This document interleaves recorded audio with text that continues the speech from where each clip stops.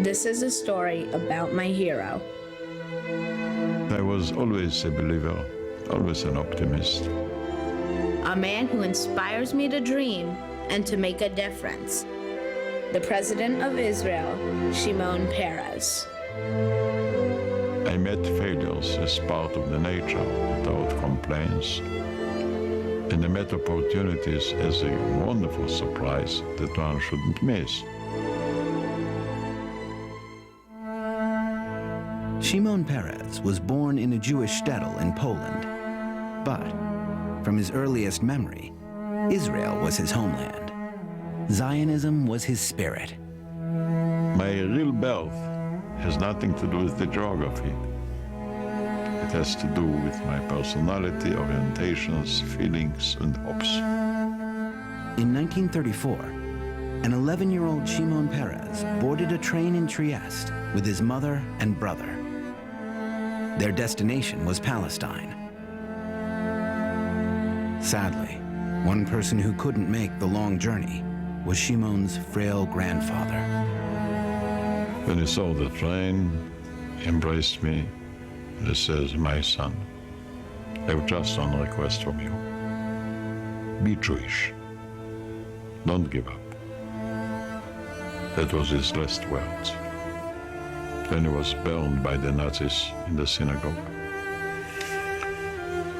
And that is one of my events in life that I shall never forget. Never had the dream of Israel been so important and personal to Shimon. I thought that Israel changes the Jewish character. I mean, from dependency to real freedom, to real independence. That was my greatest dream.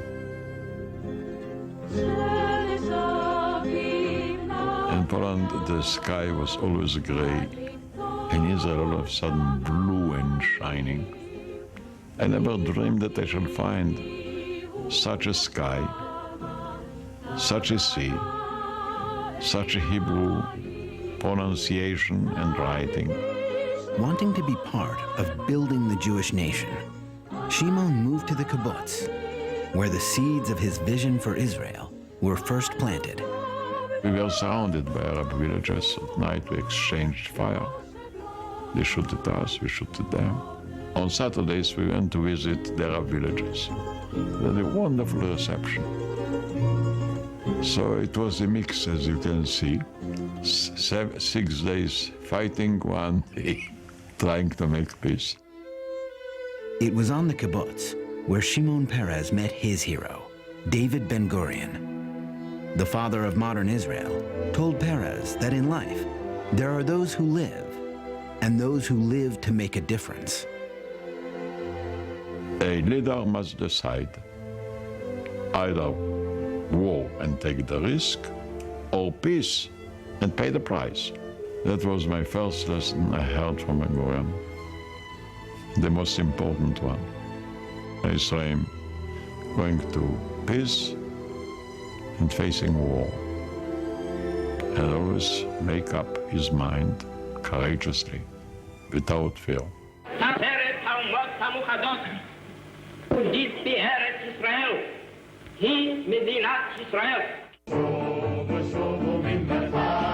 The streets were full of dancers. People were chanting and happy. There was just one man that was sorry. To the point I couldn't understand him. And he told me, "You see, tonight they're dancing and singing. Tomorrow there will be bloodshed." The new Jewish state is born in the tense atmosphere of full-scale war, and both sides mobilized. Arab champions. Ben-Gurion summoned Peres to his headquarters. "We only have enough weapons to survive 6 days of fighting," he said. "We cannot win the war." The inexperienced young Peres was tasked with securing weapons to help his struggling country survive. I was working 24 hours. And it was tough, very tough. For the next 2 decades, Shimon Peres worked alongside Israel's founders, struggling against all odds to defend the country he loved so much.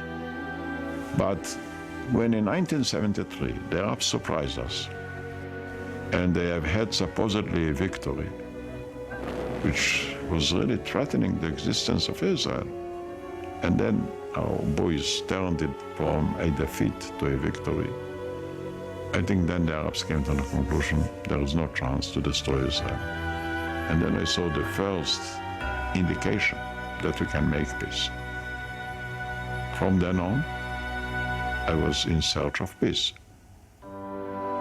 For Shimon, the pursuit of peace would become his life's mission. Peace is not a political event. It is a basic historic and moral choice. In a career spanning over 66 years, Shimon Peres would become Israel's prime minister 3 times, serve in 12 government cabinets, foster peace with Jordan, sign the Oslo Accords, win the Nobel Peace Prize, establish the world-renowned Peres Center for Peace, and become the president of Israel. I think he's helped lay the foundations for the security of the state, and I think he's an exemplary in the pursuit of peace. He is very clear-eyed, very realistic about the dangers of the world that we live in. But he chooses to be optimistic because in his own life, he has seen the worst and the best. He's not just thinking about what is the next step now politically, but what is the vision for the future of the State of Israel. He is, in a sense, a dreamer. Every great leader is a dreamer, but his dreams always have a concrete manifestation too, a way to get there. Sometimes I even think he's too optimistic, quite frankly. But it's necessary to have somebody with great aspirations. You don't build great things without a touch of naivety, because it enables you to travel a road between where you are and where you've never been. Over the decades, the way to serve the country has changed. But one thing that is constant about Shimon is that he's dedicated his life to the state of Israel. That dedication has never wavered, even in the face of horrible personal tragedy. Like when Shimon's partner for peace, Yitzhak Rabin, was assassinated. We were a team, and a powerful team. I felt as though somebody cut my body in half. Once he went away, I was left alone, with a great deal of chagrin and tears. That tragic moment, like so many others, didn't cause Shimon to lose hope or to walk away from the path of optimism. Somehow you always found a way to tie your idealism to a practical sense of how to turn dreams into reality. Partly just by never giving up. I didn't go after cynicism and skepticism. I think it's a waste of time. And after 88 years of my life, I don't regret it. I saw the great criticizers, all the great skeptics and cynics. They left in sorrow and they died in sorrow. I left in hope, and I shall die in hope. It's said that the sum of a man's life is not where he wound up, but in the details that brought him there. I can't help but think about the final words Shimon's grandfather said to him. Be Jewish, don't give up. I don't think Shimon Peres has ever given up. He's lived his life with the promise of making a better tomorrow for a new generation. That's why Shimon Peres is my hero. Our children are entitled for a different future. Let us build another future. Let them build another future. It's our task, enable them to live differently from us, to live in peace. Ladies and gentlemen, the President of Israel, Shimon Peres.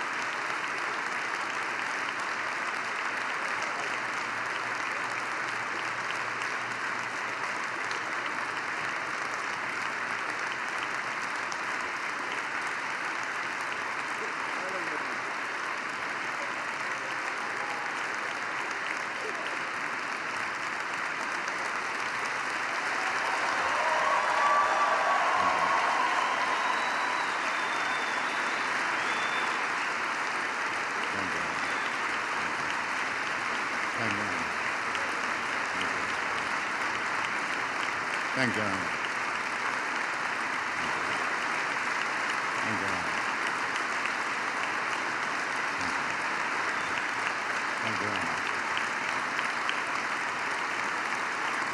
Thank you very much. Thank you.